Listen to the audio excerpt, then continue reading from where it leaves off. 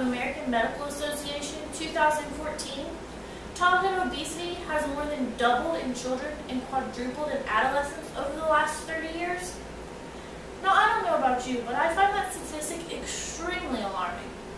If these numbers continue to rise, in the future we can see many adults dying at a younger age due to the many health risks that are associated with obesity, such as diabetes, heart attack, and stroke.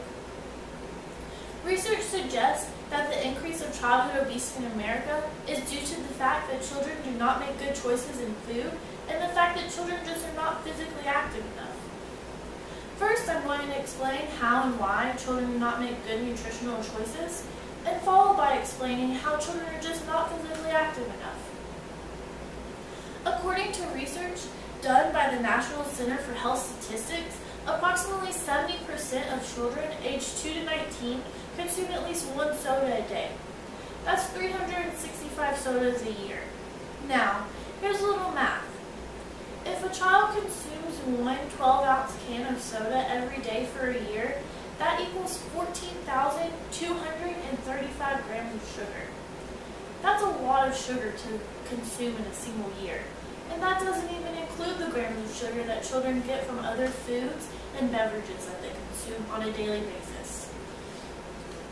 Children tend to make choices in food, such as chips and sodas, over more nutritional items such as fruits and water.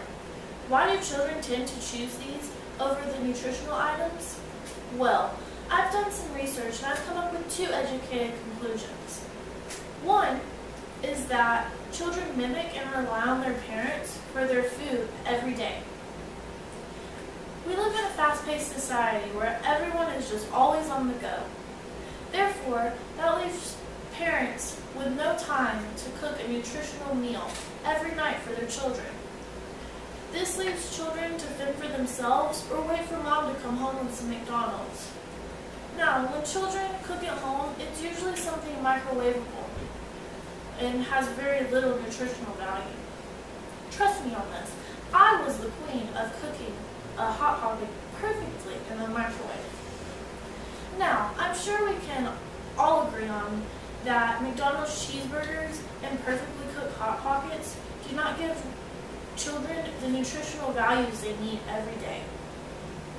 My second educated conclusion that I've come up with as to why children do not make good nutritional choices is school. You know, that place where children spend about 8 hours a day, 5 days a week, 9 months out of the year? Yeah, that place. Many schools carry vending machines that have candy bars, chips, and sodas in them, which make these foods more accessible than more nutritional choices such as fruits, nuts, and water. Many children tend to choose these vending machine items over the school lunches. Now, this could be for many reasons. One, maybe the cliche that you see in movies with mystery meat? I don't know. But many times, schools do not have nutritional lunch menus as it is. I remember when I was in high school, we always had pizza and tri-taters on the menu every single day. But then again, my nephew, who's 8, have gyros and sweet potato fries every day. So I guess it's really just a toss-up. This image here is childhood obesity and teen obesity by gender. This was done by the U.S. Department of Health and Human Services in 2004. Here we see male is orange, female is purple, and the increase of childhood obesity over the last 45 years. We see that obesity affects both male and female children. That has skyrocketed. And this chart is only from 1963 to 2008, and the numbers are even more today.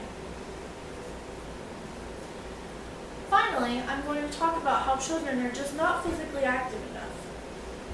Let's face it, children today are just not as active as the children in generations before them.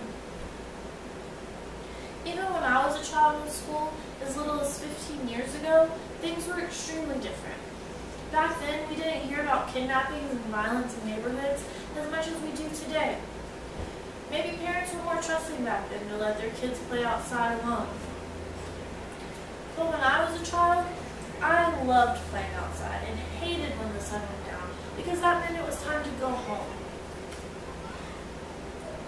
My friends and I spent the weekends and our summer breaks outside all day, every day.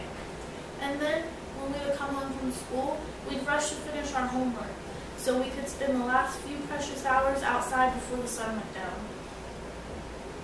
We rode bikes, jumped rope, climbed trees, and played tag or it in the beautiful green countrysides of Alabama.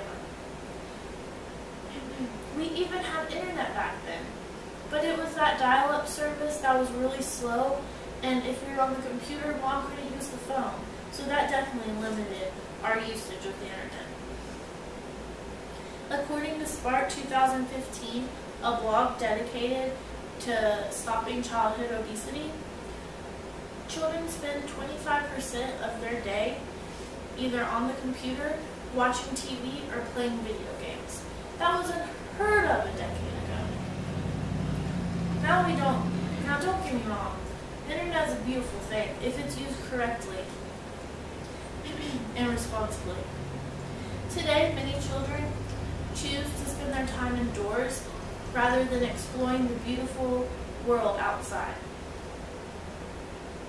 Sometimes the only exercise children get are the 45 minutes a day from their physical education or PE classes, or the 15 minutes of recess. Now, according to Bonnie Roachman at Time Magazine 2011, only 6 states have a mandatory physical education class, and only 3 have a mandatory elementary recess. This means that children are spending even more time in the classroom. Now, while some people may view this as a good thing, we have to remember that physical education is very important for children, especially when they're in the elementary school. In conclusion, childhood obesity is a major problem in the United States today, but it does have many preventable factors.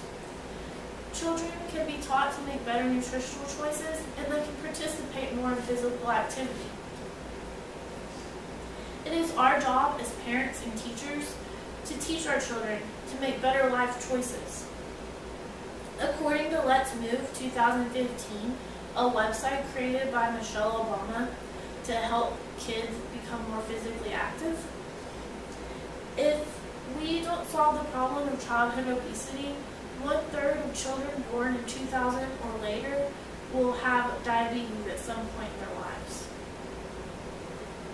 It is time we open our eyes and help the children of today make better nutritional and health choices. Thank you.